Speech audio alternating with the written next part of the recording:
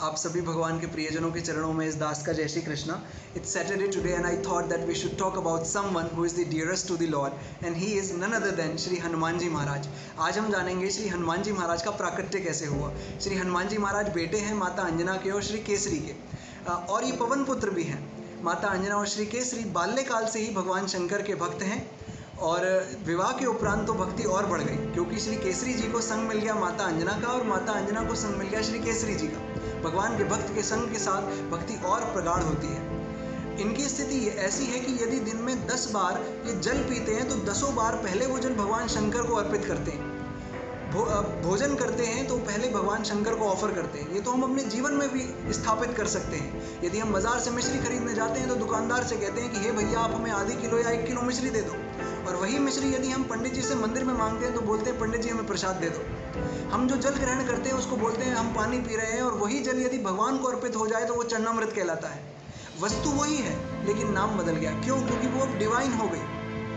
ऐसे ही यदि हम कोई भी कार्य को भगवान से जोड़ दें तो वो कार्य भजन हो जाता है, वो कार्य डिवाइन हो जाता है। इनकी स्थिति भी ऐसी है। रात्रि को सोते हैं तो भगवान शंकर को याद करके, सुबह को उठते हैं तो भगवान शंकर को याद करके। एक भी क्षण दिन का ऐसा नहीं जाता जिसमें भगवान शंकर को ये याद ना करें। भगवान शंकर जो कि भोले हैं, he is so kind that he appeared, वो अपने आप ही उनके सामने प्रकट हो गए।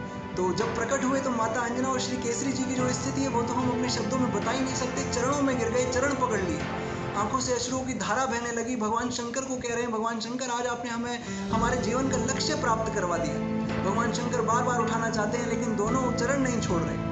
जैसे तैसे जब खड़े हुए भगवान शंकर ने उनसे कहा कि मैं आपकी भक्ति से बहुत प्रसन्न हूँ और मैं चाहता हूँ कि मैं आपके लिए कुछ करूँ, आप मुझसे कुछ मांग लो। माता अंजना और केसरी जी कहते हैं भगवान शंकर आपके दर्शन हो गए, हमारे जीवन का लक्ष्य प्राप्त हो गया, अब हम आपसे क्या मांगे। हमारे ऊपर आपकी बहुत कृपा है और यदि अब भी हम आपसे कुछ मांगेंगे तो जीवन निरर्थक है। भगवान शंकर ने फिर भी बार बार कहा और उनके आग्रह करने पर उन्होंने कहा कि ठीक है, यदि आप हमें कुछ देना चाहते हो तो भगवान शंकर हम आपसे एक आशीर्वाद मांगते हैं कि आप हमें आशीर्वाद दो कि हमें आपके जैसे ही एक पुत्र की प्राप्ति हो। भगवान शंकर ने ये सुना तो बहुत प्रसन्न हो गए। उन्होंने कहा कि हे माता, मैं अपने जैसा दूसरा कहाँ ढूंढ कर लाऊंगा, मैं स्वयं आपका बेटा बनकर आऊँगा। ये बात जब शंकर जी ने कही तो माता अंजना की खुशी का ठिकाना नहीं रहा, चरणों में गिर गई, बार बार प्रणाम किया। भगवान शंकर वहाँ से अंतर ध्यान होने से पहले एक बात और उनको कहकर गए कि इस पूरी लीला में, इस पूरे कार्य में जो सहायक होंगे वो आपके कुल गुरु, कुल देवता पवन देव होंगे। पवन देव इनके कुल देवता हैं। अब क्या हुआ, लीला को लेकर चलते हैं अयोध्या में। अयोध्या में हम जानते हैं कि महाराज दशरथ के कोई पुत्र नहीं था, तो उनके गुरु जो कि वशिष्ठ जी महाराज हैं, उनके कहने पर, उनकी आज्ञा के अनुसार उन्होंने पुत्र कामेष्टि यज्ञ का आयोजन किया था। पुत्र कामेष्टि यज्ञ में जब पूर्ण आहुति डाली गई, यज्ञ संपन्न हुआ तो यज्ञ से खीर रूपी प्रसाद प्राप्त हुआ।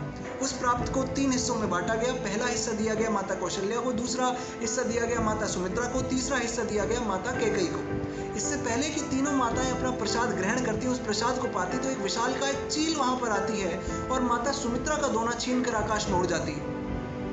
अब माता सुमित्रा को लगता है कि ये क्या हुआ, भगवान की ये कैसी लीला है। यज्ञ संपन्न हुआ, भगवान का आशीर्वाद भी मिला प्रसाद के रूप में, लेकिन शायद वो मेरे भाग्य में नहीं था।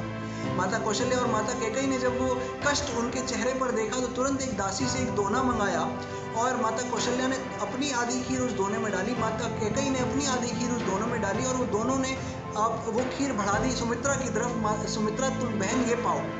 माता सुमित्रा ने जब ये भाव देखा दोनों दूसरी माताओं का अपनी ओर, तो उनसे रहा नहीं गया। उन्होंने बोला कि मैं आज अग्नि के समक्ष बैठकर मैं ये वचन देती हूँ कि यदि विधाता ने मुझको 2 पुत्र दिए तो मैं एक पुत्र लगा दूंगी कौशल्या नंदन की सेवा में और दूसरा पुत्र लगा दूंगी कैकेयी नंदन की सेवा में। और उन्होंने किया भी ऐसे ही।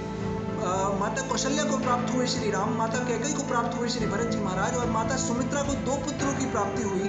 पहले जो है वो है लक्ष्मण जी महाराज, जिनको उन्होंने दे दिया किसकी सेवा में, श्री राम जी की सेवा में। दूसरे हैं शत्रुघ्न जी महाराज, उनको दे दिया श्री भरत जी की सेवा में। ये है एक माता का भाव। और वो जो चील थी वो उस दिशा में उड़ी जिस दिशा में केसरी जी का महल था। इससे पहले कि चील महल के ऊपर पहुंच पाती, वहां पर पवन देव ने माता अंजना को दर्शन दिया और पवन देव माता अंजना से कहते हैं कि हे माता अंजना, आप तुरंत अपने महल के आंगन में आ जाइए, क्योंकि वो समय आ गया है, वो क्षण आ गया है जिस क्षण भगवान शंकर का आशीर्वाद फलीभूत होना है।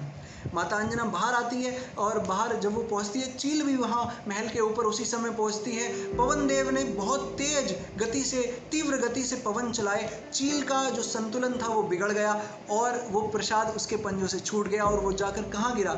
माता अंजना के हाथों में। अब जब माता अंजना के हाथों में वो प्रसाद गिरता है, माता अंजना समझ जाती हैं कि ये प्रसाद भगवान शंकर का ही आशीर्वाद है। माता अंजना उस प्रसाद को प्राप्त करती हैं, उस प्रसाद को ग्रहण करती हैं, तो उनको प्राप्ति होती है किन की? श्री हनुमान जी महाराज की। ऐसे श्री हनुमान जी महाराज प्रकट होते हैं। यहाँ पर एक बात समझने की यह है कि जिस प्रसाद को भगवान ने हेतु बनाया अपने स्वयं के प्रकट होने का, भगवान श्री राम जिस प्रसाद से स्वयं प्रकट हुए, उसी प्रसाद को हेतु बनाया हनुमान जी महाराज के प्रकट होने का। तो गोस्वामी जी जो हनुमान चालीसा में ये चौपाई लिखते हैं, भगवान राम जो हनुमान जी महाराज से कह रहे हैं कि तुम मम प्रिय भरत सम भाई, वो एकदम सही बात है। वो हनुमान जी महाराज भगवान के भाई ही तो हैं। और दूसरी बात यहाँ पर यह समझने की है कि भक्त के घर ही भक्त प्रकट होता है।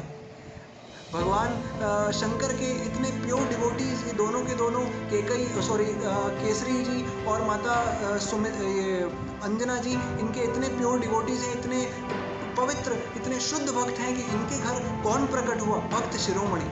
और ये भक्त शिरोमणि की उपाधि हनुमान जी महाराज को और कोई नहीं दे रहा, स्वयं भगवान देते कि तुम मम प्रिय, मुझको तुम बहुत प्रिय हो। कैसे प्रिय हो? जैसे भरत प्रिय। और एक बार तो ये भी बोलते हैं तुम मम प्रिय लक्ष्मण ते दूना, तुम मुझे लक्ष्मण से दुगने प्रिय हो। जिस समय वो किष्किंधा कांड में मिलते हैं हनुमान जी महाराज से, उस समय ऐसा बोलते हैं। तो हम भी कोशिश करें कि हम हनुमान जी महाराज को भजें। हनुमान जी महाराज को भजने से भगवान श्री राम प्रसन्न होते हैं। एक चौपाई और हम यहाँ पर याद करें, एक चौपाई और समझे। हनुमान चालीसा की जो 37वें नंबर की चौपाई है, वो ये बोलती है, जय जय जय हनुमान गोसाई, कृपा करो गुरुदेव की नाई। हनुमान जी महाराज गुरु भी हैं। तो यदि हम हनुमान जी महाराज को गुरु रूप में स्वीकार करते हैं, तो गुरु जी का कार्य यह है कि वो हमें भगवान से अवश्य मिलाएंगे। और हनुमान जी महाराज के चरित्रों को, हनुमान जी महाराज की लीलाओं को, हनुमान जी महाराज की क्रियाओं को यदि आप देखो, तो उसमें ये साक्षात प्रकट होता है। हनुमान जी महाराज जिससे मिले हैं उसे श्री राम के दर्शन हुए हैं। हनुमान जी महाराज मिले सुग्रीव से तो उसे श्री राम से मिला दिया। हनुमान जी महाराज मिले सुषेण से तो उसे श्री राम से मिला दिया। हनुमान जी महाराज मिले विभीषण से तो उन्हें श्री राम से मिला दिया। हनुमान जी महाराज मिले रावण से तो उसे श्री राम से मिला दिया। सबको जिससे हनुमान जी महाराज मिले हैं उससे श्री राम को उसके दर्शन हुए हैं। तो ये उनको श्री राम के दर्शन हुए हैं। तो यहाँ पर हम भी ये समझें कि हम भी हनुमान जी महाराज को भजें। आज सैटरडे है, आज हम कोशिश करें कि हनुमान चालीसा का पाठ करें।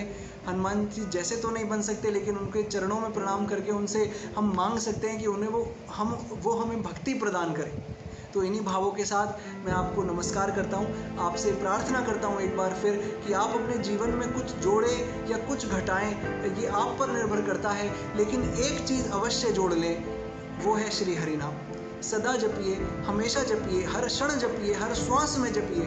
हरे कृष्ण कृष्ण कृष्ण हरे हरे, हरे राम राम राम हरे हरे। जय जय श्री राधे।